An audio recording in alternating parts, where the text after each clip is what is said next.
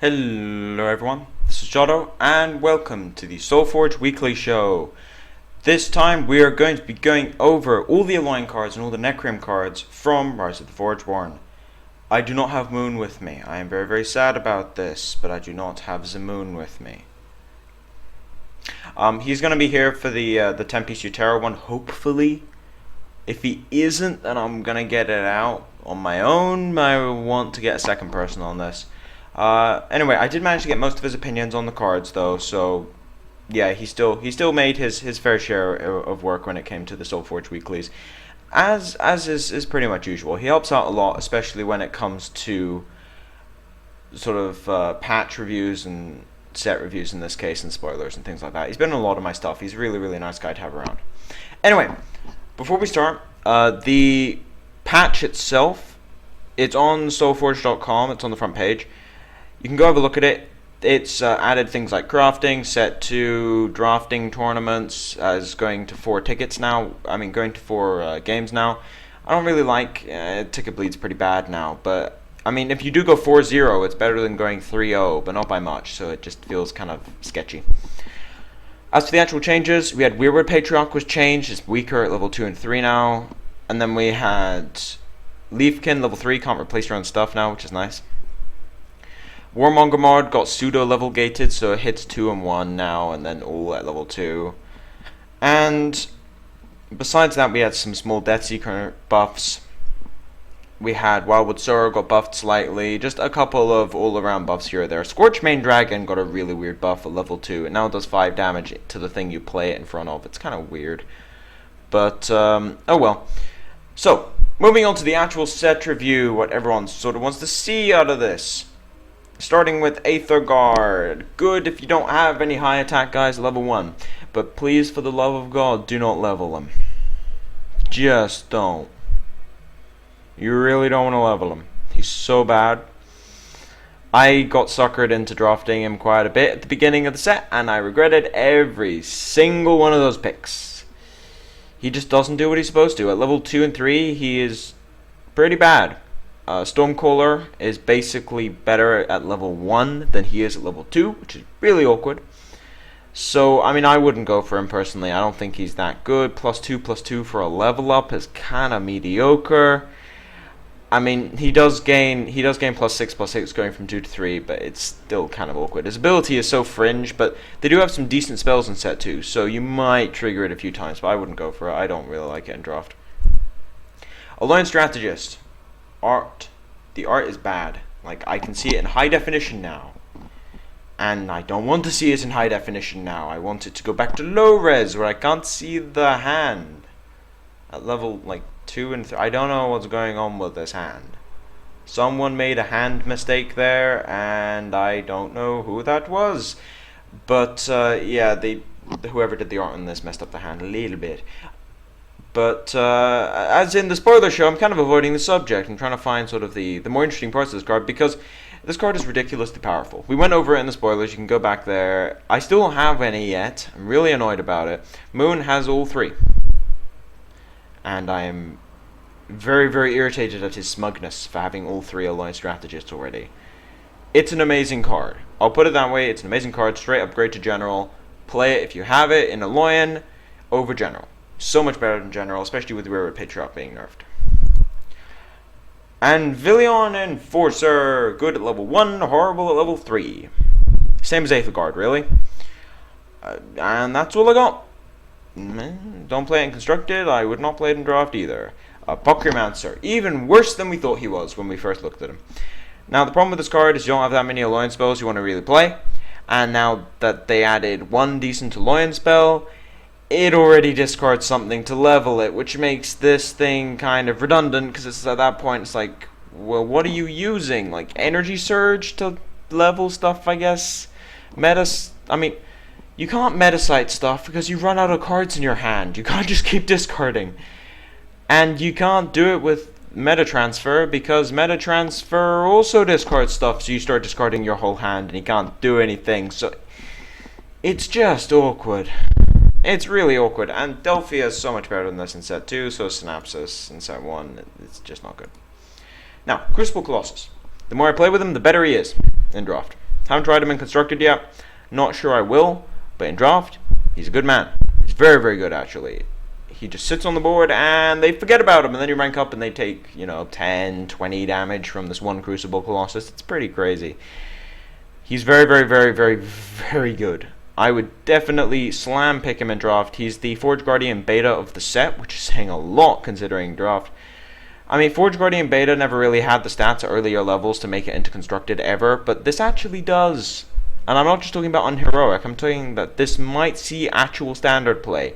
Don't quote me on saying, oh my god, this card is so good in constructed, because I don't know if it is. But I'm saying it's a maybe. It might be good. Mark my words, it might be good. Cypian Steelcraft. Why is that not Steelcraft?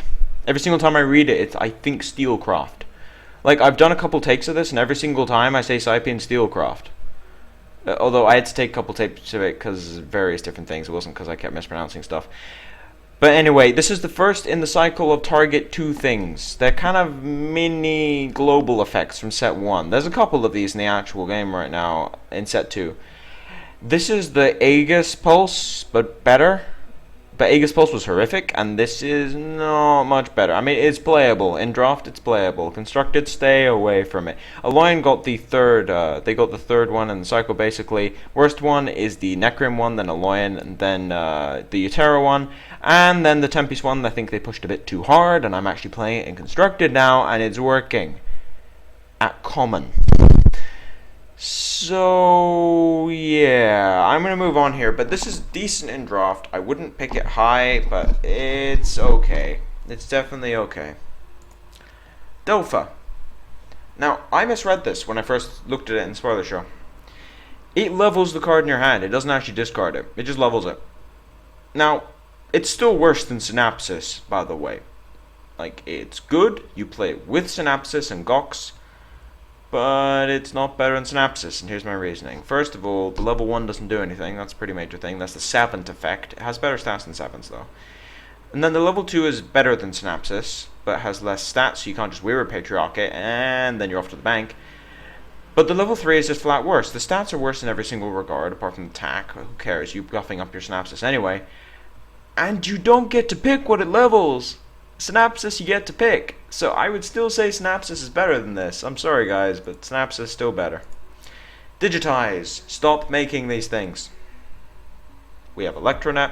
We have Sonic Pulse. We now have Digitize. All 3 of the Alloyan ones are useless. Metatransfer is good. Sap, good. We're getting into that later. Group Meal is ridiculous, and that's a Necrim. So, stop making these minus things. Necrim does it better. And it's really awkward. This is the worst one they've made, by the way. This is absolutely the worst one they've made. The fact that it only lasts for a turn is horrible. Never pick it. Just never do. Now, time for our first allied card. Esperian Scarab. Also known as White Echo Wisp. Oh, it's very good. It is very, very good. Constructed playable? I don't know, but it is very good. Now, first things first, the actual name, there's sort of, for anyone who plays Magic, there's the guild system here in terms of names, where in Magic they had sort of things like Selesnya, for example, for green-white, they had Rakdos for black-red, things like that. In Solforge they have Bizrak, they have Esperian, Onyxium, Umbrook. There's a couple of other ones I'm missing here. We'll get to them as we get them into the actual set. But this is an Esperian card. There are 2 Esperian cards. The other one's a green card. But basically it means that they are white-green by color. So they're in one color and they're allied onto the other color. So that's sort of how the guild thing works in this game. It's multicolor. But this card is a heroic Echo Wisp. If you're in these colors, it's a heroic Echo Wisp. Which, as you can imagine in draft, is completely nuts. In fact, I just want to point out that this is possibly better than Echo Wisp. Why? Because it doesn't have to be adjacent. Pretty big deal. It doesn't have to be adjacent. The level 3 is worse in every regard, but the level 2 I think is better. And the level 1 I haven't decided yet, so I would not underestimate this thing. I think this might see constructed. I know some of the pro players have been testing it out, and it might see constructed. Very, very powerful. Aloyan got a little hosed on the commons and rares, but the allied cards and the legendaries are pretty good in this color. And that's the important stuff, basically. The allied cards, some of the heroics, and the legendaries. They're a little hosed on the heroics in general, but the allied cards are very, very good for Aloyan. This is very, very powerful. Slam it in draft if you see it. Not if you're not playing Utera with it, because it's you can't even play it if you're not playing Utera with it. It's horrible. Onto the most grindy card in the entire of Solforge. Now, naturally, the white Forgeborn was gonna be something grindy. I mean, all their stuff is grindy. Even Gargoyle is grindy. I know it has 16 attack, but it takes years to kill you. It will eventually kill you, but it takes years to kill you, and this seems to be the similar thing. Random thing, lore-wise, it's written up on Solforge.com, but quick rundown: he was a genius. Head general got jealous of him, sent him off into a raid that was a suicide mission, effectively. And when one of the 10-piece raiders took him back to the leader for a bounty, the leader was Korok, so he recognized he was a Forgeborn and sent him to the Solforge to be trained. That's basically it, and the art sort of shows it. There's a raid happening in the third piece of art, and in the fourth one he's been completely reforged and reborn. That's sort of the whole point of it. Not as good as Korok's art, but it's okay. It's not as good as Korok's, but it's definitely good. As for the actual card, he is Cersei's worst enemy. Okay, I block Cersei, I don't lose my guy, and the Cersei is useless now. That effect is actually pretty powerful. Moving and reducing attack. That's pretty insane. It all shuts down all Cersei. It all shuts down Blightwalker. It just shuts down a lot of stuff. And the level 1 doesn't die to pretty much anything. Level 2 doesn't die to pretty much anything. Level 3 doesn't die to pretty much anything in one combat. Level 4 just doesn't die. So you need to call this. You need to call this, or you need to do some stupid combat trick on it, because you're going to lose some attack somewhere. In draft, it's a Forgeborn, slam it.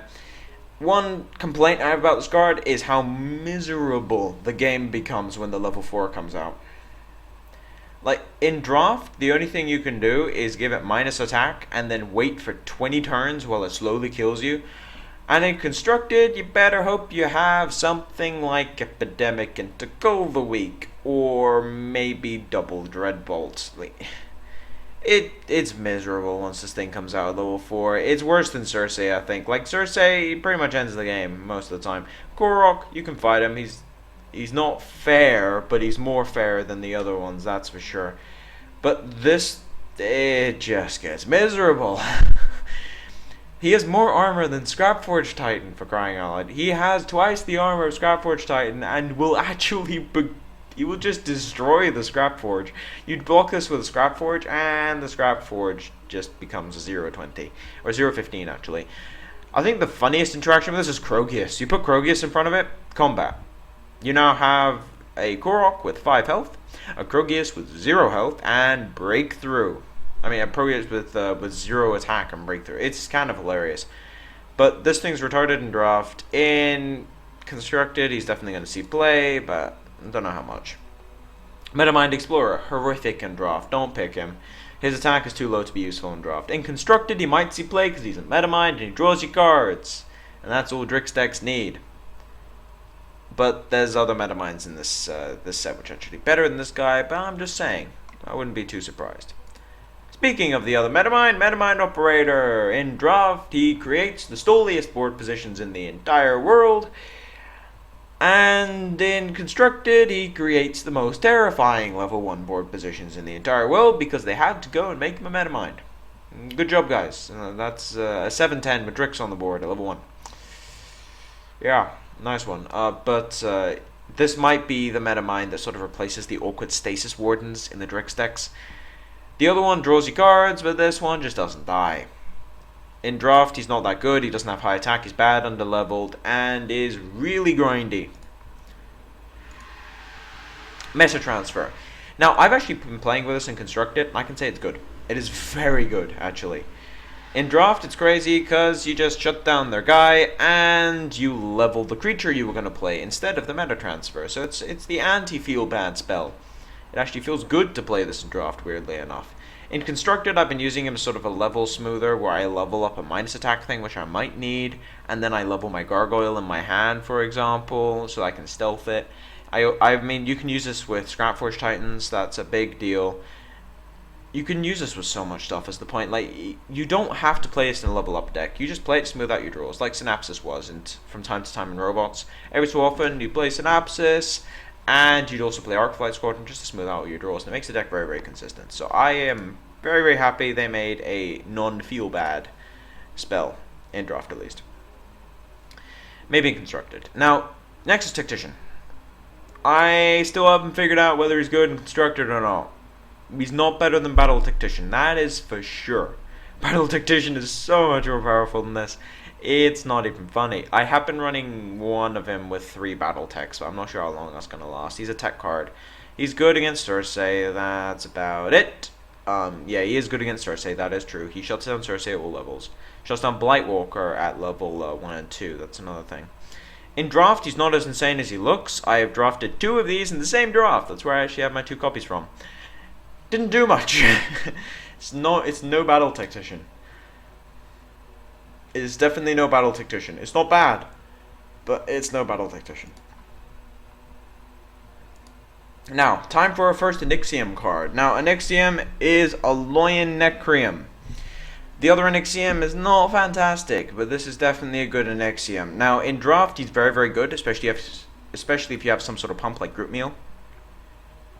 I mean, when I first drafted him, it was pretty bad, but I think that's just because I kept losing in player level 2. I think if you get into player level 3, like if you get solidly into player level 3, like player level 4 basically, then he's very, very good, because you start drawing level 3s and then you start crushing your opponent.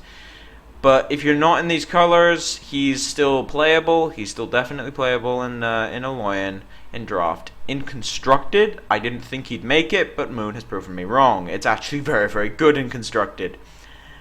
I think it's better than another Constructed possibility we'll come across later that he's also playing in that deck called Night Gaunt. Although Night Gaunt is much, much better in draft than this thing, but in Constructed I think he's better. You can pump him up. Battle Tactician with this guy's good times. Nexus Tactician makes him practically unkillable because he is regen and 1,000,000 armor. Armor stacks on itself better than any other mechanic in the whole game. I think regen and armor stack on themselves based on how many of one thing you have. Attack, not so much. Health, kind of. Breakthrough is just breakthrough. But it's the kind of thing where the more armor you have, the better it is relative to the other stats. Same with Regenerate. It's one of the reasons why 2 X-Rats is almost unkillable, because you have to one-shot both of them. It's really, really miserable once you get that much regen. Same with armor.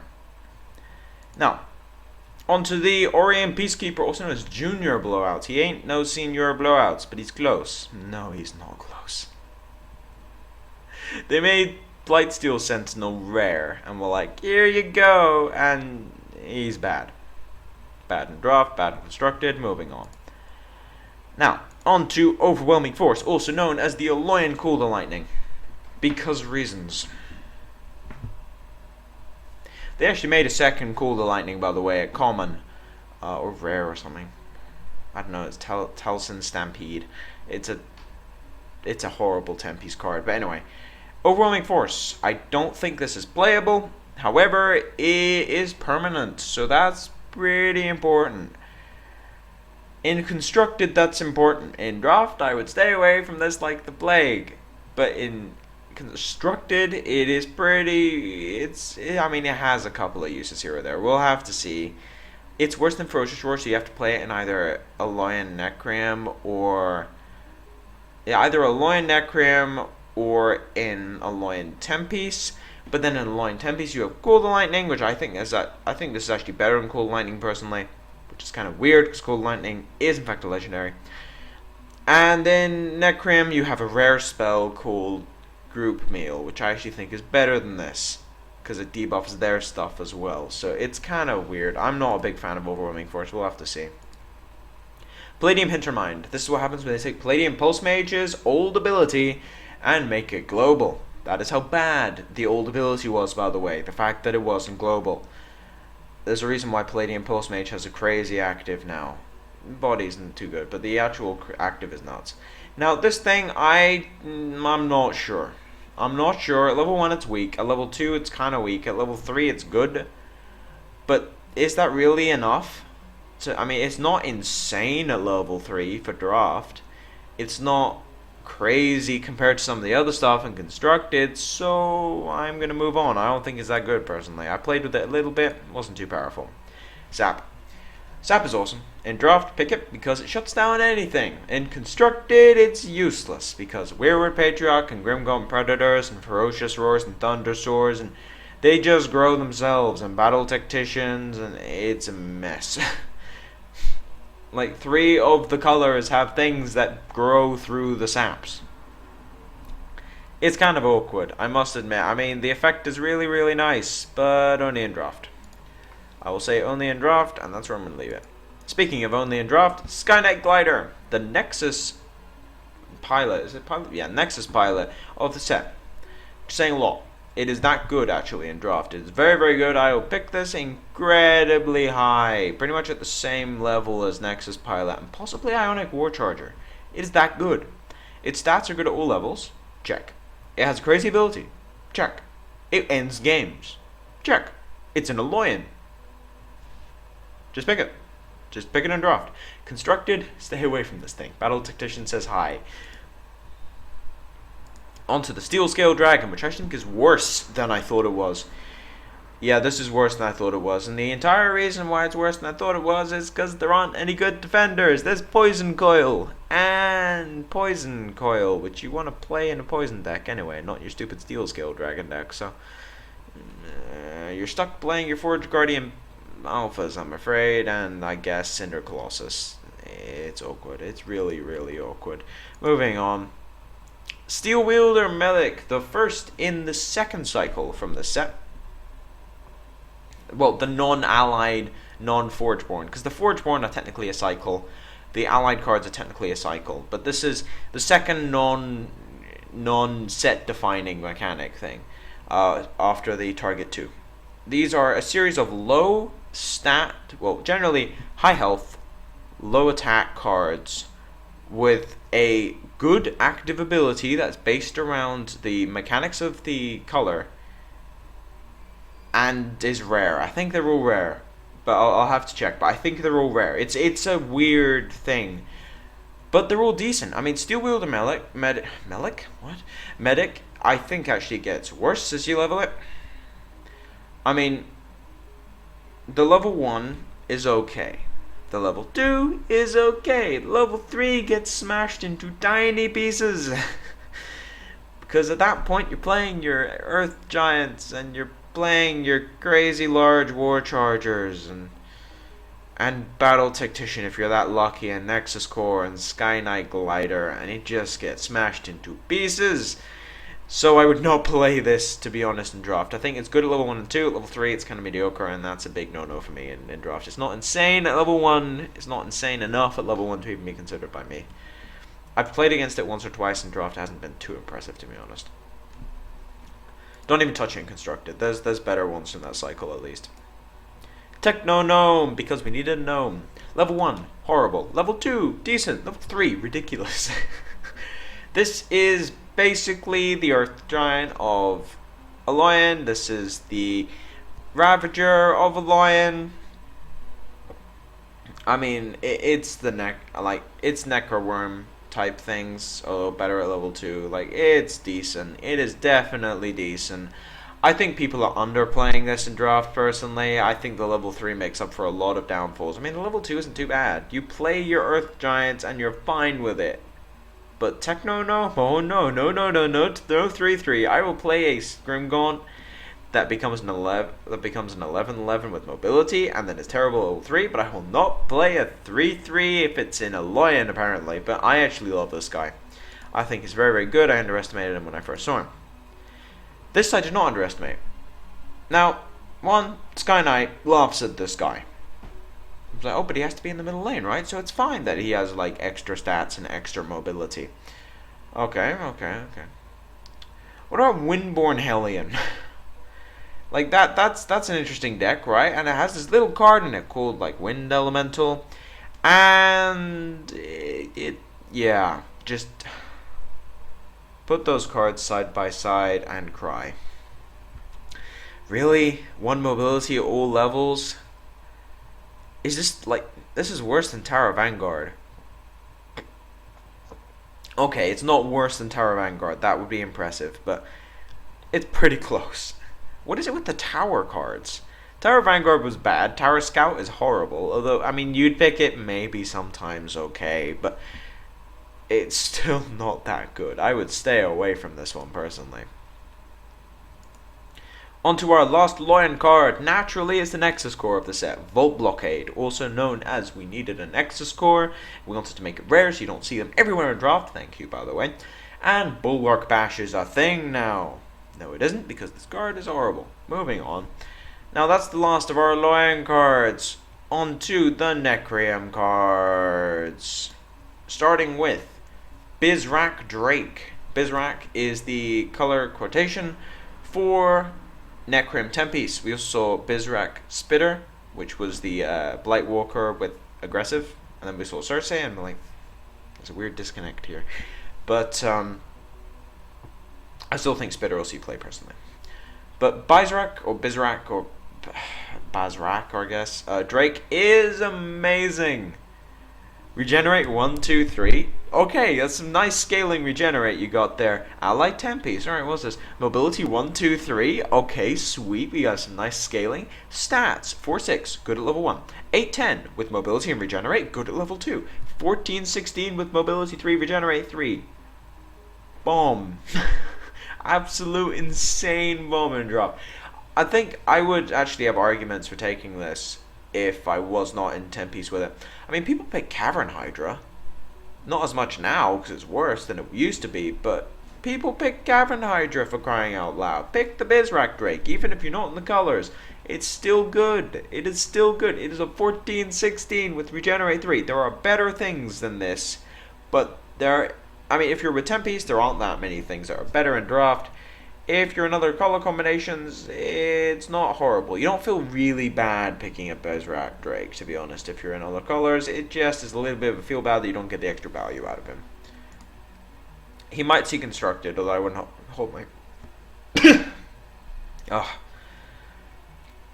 something in my throat. Anyway, I don't think you'll see Constructed, but I would not put it past the mobility players. They get pretty crazy sometimes about their new toys. Onto our second Forgeborn, also known as Cersei, the Hand of Varna. We went over this in the spoilers. It's just as insane as I thought it would be, and that's pretty much all. I mean, if you wanna go look for the full opinions, go to the actual spoiler show that we did, the second one, and you can go have a look at it there. Anyway, moving on to Corpulent Shambler, also known as the really interesting zombie from the set. I mean, it kind of has the whole come back to life double block thing. This thing is closer to Grave Matriarch than Fellwalker, to be honest, but it's pretty good. I mean, it's the Fellwalker of the set. They're both zombies. This is better, in my opinion. I mean, I know it still has the same block thing, but I mean, they calculated that pretty well, by the way. 6/6 from Fellwalker, effectively a level 1, 10/10, 18/18. This is 8/8, 10/10, 18/18. Good job, guys. But anyway, I think this is better than Fellwalker. It's like Grove Matriarch is better than Fellwalker. You'd rather have a big body straight up as opposed to some random dork that comes afterwards that's bigger. Now, this might get a buff at some point. It might become like 3/3, 4/4, 5/5 token or something. But I think that this is still decent in draft and constructed. Stay away from it.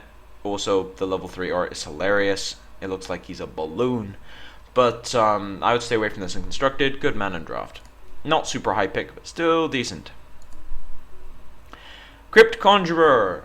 I said he could be played in the spoilers. I was very wrong. Horrible card.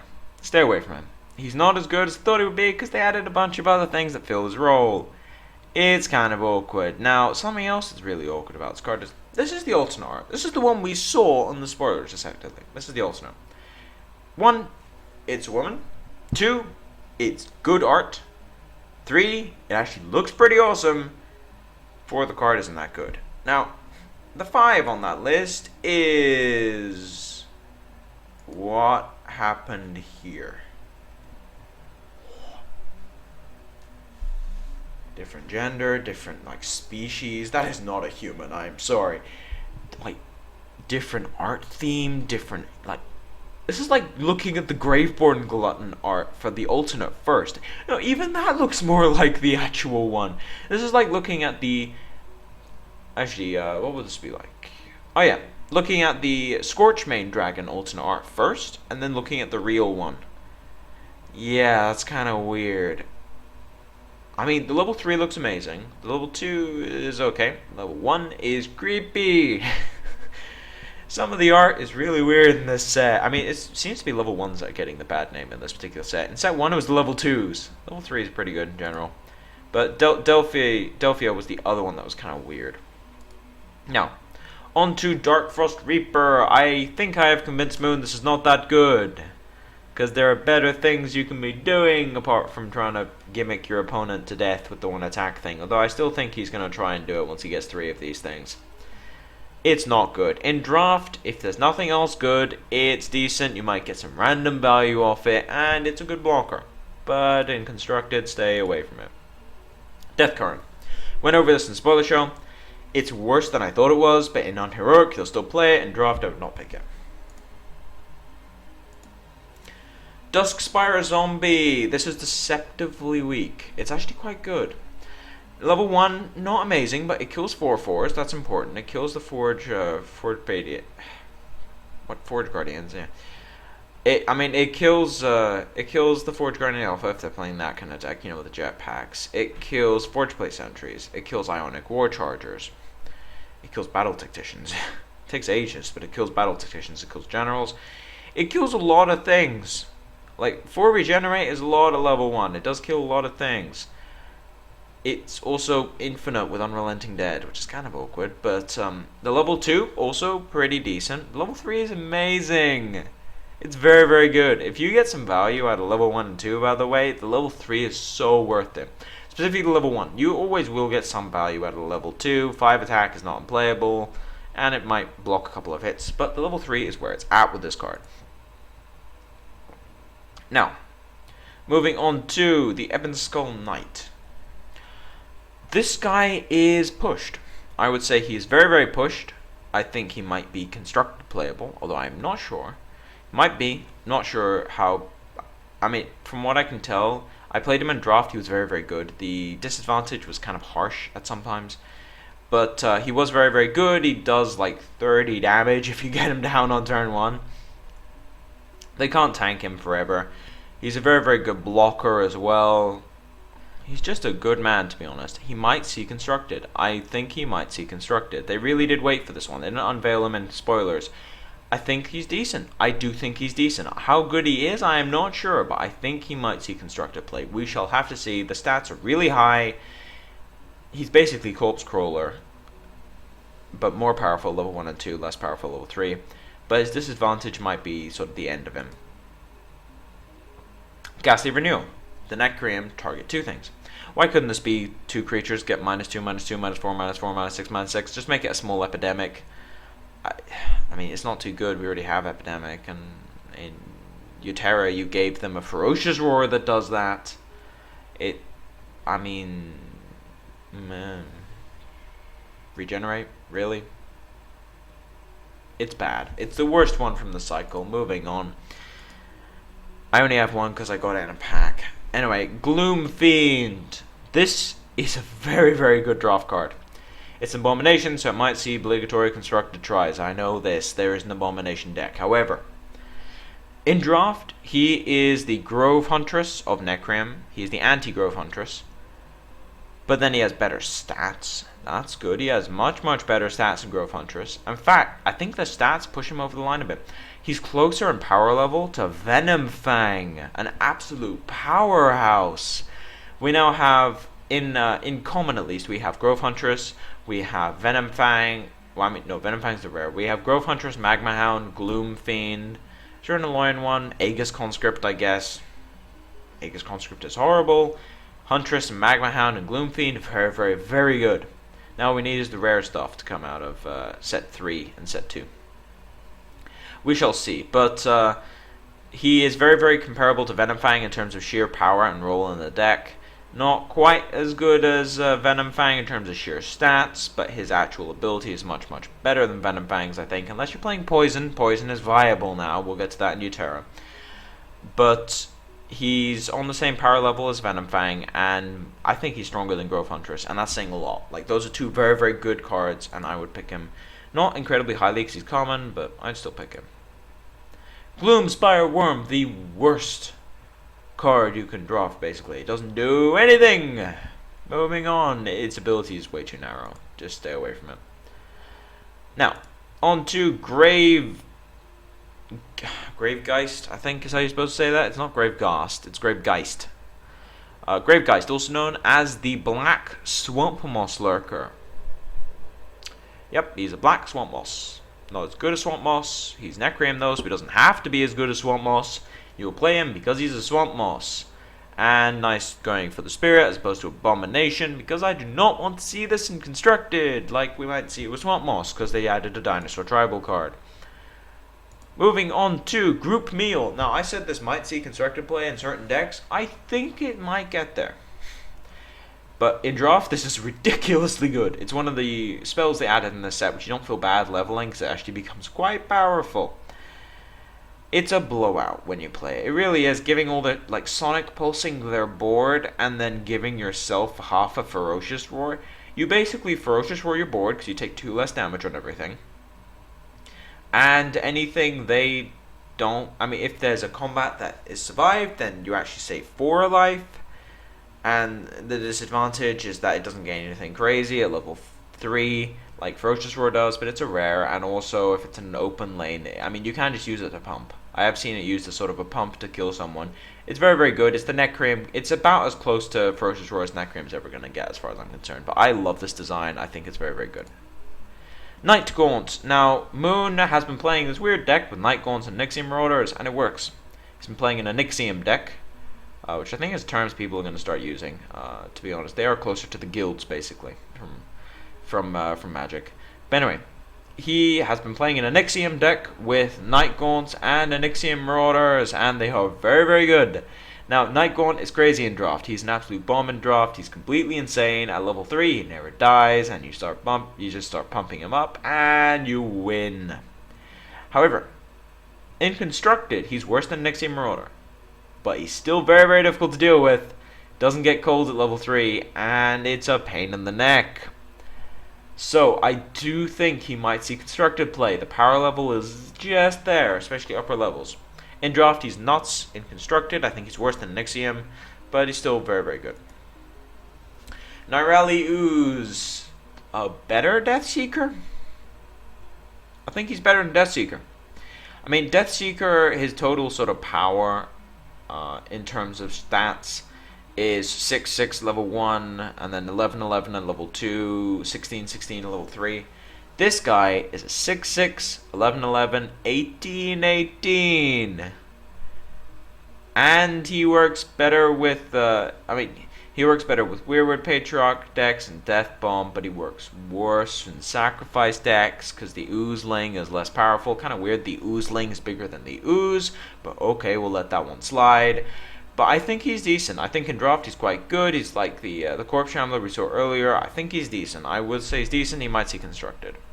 I'm not sure about that guy though. Onyxian Phantasm. Now we looked at this guy and I'm kind of eye-rolling right now. He'd be so good with Weirwood Patriarch, but you can't play him with Weirwood Patriarch because he's an Onyxium. He's an Onyxium card. Also, I don't understand how a Phantasm is a human. I still have a problem about that. But he's an Onyxium. I mean, he's part of the low stat cycle. He's the heroic. But I don't like him.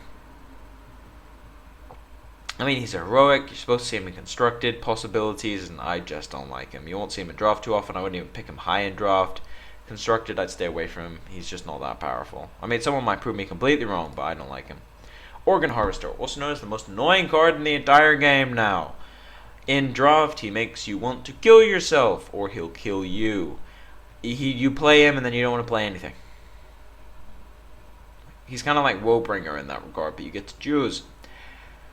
He might even see on heroic play. I think he could see constructed fringe play to deal with things like Thundersword.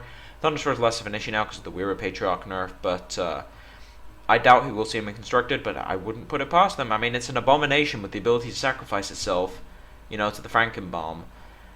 And in unheroic abominations love this guy. Sacrifice outlet for damage. He kills your opponent's biggest thing, like a Forge Guardian Beta, or a Forge Plate Sentry, or an Ionic War Charge, or something, and he's just good. He's just good. So, I mean, I love him in unheroic personally. Draft, he's pretty good. Constructed, no idea in terms of standard. Ossuary Spirit. Because Weirwood Patriarch Wool. Someone's going to play him because Weirwood Patriarch. I mean, to be fair, if you play him with a Weirwood Patriarch on the board, it's just annoying. But I'm not sure if he's good. He gets gold continuously. If you don't have Weirwood Patriarch, he's horrific. If you do, and you get into Magical Christmas Land, then he becomes crazy. But the chances of that happening are so low, I don't think it's even worth talking about. Now, time for the weird legendaries. We had Cersei, and then we have 2 spells for Necreum. Okay. So, Shallow Grave. It's Keeper of the Dam's ability, with aggressive, basically. Okay. Pseudo level gated, but at level 3 it's free. Now, if you discard this, it gets pretty crazy. So I actually think this could see some play if you get with discards correctly. It's better than Keeper of the Damned as far as I'm concerned. It's not reusable, I know, but the chances of the Keeper living a turn and then you getting the perfect block, and then it's like, Keeper, play blocker, hope that you need to activate it, and if you don't, then and then you get your activation. It's like 3 turns. It's really bad. But this actually is decent. I think this is actually decent. I think it might see play, to be honest. I think it might see play. We'll have to see, but it might see some play, especially in these Reanimator-based decks. Now, on to Spirit Leash. I love this guy. I think he might play Death Bomb in Standard and in Unheroic Death Bomb, definitely. In Draft, he's absolutely crazy. It's the, again, non-feel-bad spell because it levels ridiculously well. 5/5, 8/8, 14/14. Really? It's like Enrage. You just play it and your thing becomes huge. But I think he could see playing Constructed. In Draft, he's very, very good. In Constructed, not sure. Maybe in Unheroic. We'll have to see. Nice pump spell. Varna's Pact. Now, this is not as good as Shallow Grave as far as the spell ability thing goes. This is Lyria's ability. Now, Lyria is the muse of Varna, so that's why it's Varna's Pact. Yeah, nice lore catch, guys. But anyway, so the level 1 is a random creature in a random space, I think. Yeah, it's a random creature in a random space. And then the level 2 is 2 random creatures, and level 3 is 3 random creatures. Why wouldn't you just play Lyria and go turn 1 Lyria? So that's basically Varna's Pact 1, Lyria. And then level 2 Lyria is basically Varna's Pact 2, and level 3 Lyria is much better than Varna's Pact 3. So I would just play Lyria over this, to be honest. Like, don't mess with the Varna's Pacts. I think Lyria is so much better than that. Now, Viric's Embrace, also known as a heal spell you can feel good about. This is an amazing, amazing Ghastly Touch. I love it in Draft. The life gain actually helps a lot. The problem with life gain in the past was he was like, oh, life gain for life gain's sake. I mean, the Stag was okay, but in set 2 they've actually added some decent life gain. They've added some decent life gain, and this is one of the decent. Like, you're not going to play it for life gain. You're going to play it to shut down their guy and gain some life. Like, you don't just play it because you're just like, oh, I need to gain life. No. You play it to kill their guy and then get value off it. It's absolutely amazing. I love this card. Probably won't see Constructed. However, definitely in Draft, very, very good. Speaking of Draft, Scythian Crusher, he's an abomination and he's huge. So you could see Unheroic, I guess. But, nah. But in Draft, he's a nice dork. He's very, very vanilla in his sort of dorkness. If you get any abomination triggers, I mean, if you get Frankenbomb in Draft, he's really, really good. But it's a good abomination. It's very, very strong in Draft. Nice stats overall. I like him personally. In draft, obviously. Xythian Rotfiend, also known as I can't figure out if he's good or not. Card. I'm kind of stuck with this one. Now, in draft, I think he's okay. I don't think he's amazing. I might be wrong on that, but I think he's okay from what I've seen. His level 1 is very, very good because the drawback isn't that bad. Level 2, a little sketchy. Level 3, I wouldn't even try. I mean, you play him, block something, he's probably on like 5-4 life at this point, and then your opponent plays something in front of him, it does. The really awkward thing is when they're like, okay, play, move, play. I mean, if you have a shaman on the board for it, they just go, like, play, a mobility creature, minus him, aggressive, move, play, minus him, like. That actually did happen to me in a draft. I lost a level 3 Xythian Rotfiend to the stupid Shaman combo with aggressive, and it was miserable. So, I don't think he's that good. He's okay, but I don't think he's that good. We'll have to see. We will have to see. It's kind of hard to make a decent run on that. Now, time for Xrath's Will. Bad in draft. Do not play this in draft. You will not get the zombie value. Believe me, unless you go super heavy zombies. I might just rare draft this, though. So, I mean, I'd try the zombie thing. Because it's really good and constructed with the Xwraths. You just go, Xwrath's Will, Xwrath. That's all you need to do. It's brilliant. Played against this earlier from a friend of mine, and it was actually pretty good. So, kudos for the Xwrath's Will. They made Call of the Week with an extra added effect. Anyway, that is all the Alliance cards. That is all the Necrim cards. Now, next time we will be on here, which... It'll be on the next show. The next show will either be... I think I want to get Moon on this one, so it'll either be out on Sunday, possibly, or it might be out next week at some point. Not quite sure. We'll have to see. But I actually quite like the set so far. We'll get to the best cards in the Uterran 10-piece. But anyway, as for now, thank you for watching. If you like the content, please subscribe. If you have any feedback, put it in the comment section below. If you want to come chat to me, I'll put the TeamSpeak description in the description... TeamSpeak information in the description below. Messed up my outro. It's kind of impressive. Anyway, this has been Jotto, signing off.